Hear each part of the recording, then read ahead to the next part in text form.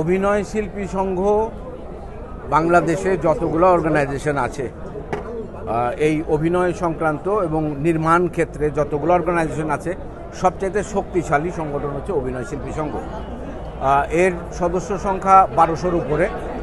তো বর্তমান যে প্রেক্ষাপট 5ই আগস্টের পরে যে প্রেক্ষাপট তৈরি হয়েছে, সেই প্রেক্ষাপটে এসে কিছু কিছু ক্ষেত্রে একটা সংস্কারের প্রয়োজন দেখা দিয়েছে। তো সেই সংস্কারটা গঠনমূলকভাবে, এটা কিন্তু একটা পেশাজীবীদের একটা সংগঠন, এটা একেবারেই অরাজনৈতিক একটি সংগঠন। সেই জায়গায় আমরা শিল্পীদের ক্ষেত্রে যে নির্বাচনের প্রক্রিয়া বা একটা সংগঠন চালানোর যে প্রক্রিয়া, সেটা অন্যান্য যে সংগঠনগুলো আছে তার যে প্রক্রিয়া, তার চাইতে এটা আলাদা হবে। সুতরাং এখানে আমরা প্রত্যেকেই শিল্পী, সহশিল্পী। আজকে আমরা একটা পক্ষ নিলাম, কালকে দেখা যাবে যে পরের দিন শুটিংয়ে সকলের সাথে আমাদের দেখা হচ্ছে।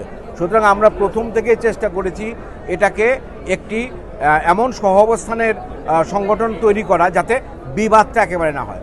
বর্তমান প্রেক্ষাপটে কিছু সংস্কারের দাবি উঠেছে, তাদের কথা শোনা হয়েছে, বা আমি যতটুকু জানি যে তাদের সঙ্গে একটা আলোচনা হয়েছে, এবং সেই আলোচনার প্রেক্ষিতে একটি সাধারণ সভার আয়োজন করা হয়েছে, জরুরি সাধারণ সভা।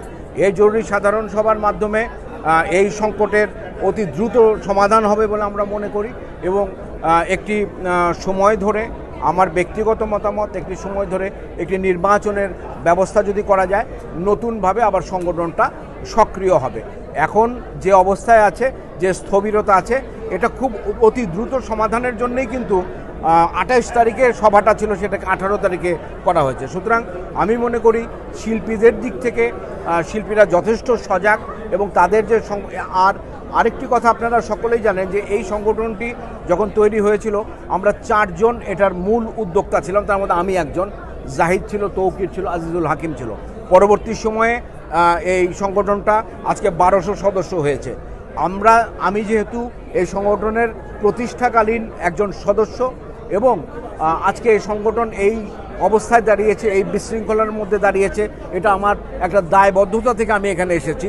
আমি চাই যে আমার নিজের হাতে বা আমাদের হাতে তৈরি করা যে সংগঠনটি, সেটি আগে যেরকম সক্রিয় ছিল, এখনও নির্বিবাদে এবং নির্দলীয়ভাবে একটি সংগঠন থাকবে, যারা শিল্পীদের কল্যাণের জন্যে, শিল্পীদের স্বার্থ রক্ষার জন্যে কাজ করবে, আর অন্য কোনো কিছুই না। এখানে অন্য কিছু করবার কোনো অবকাশ নেই।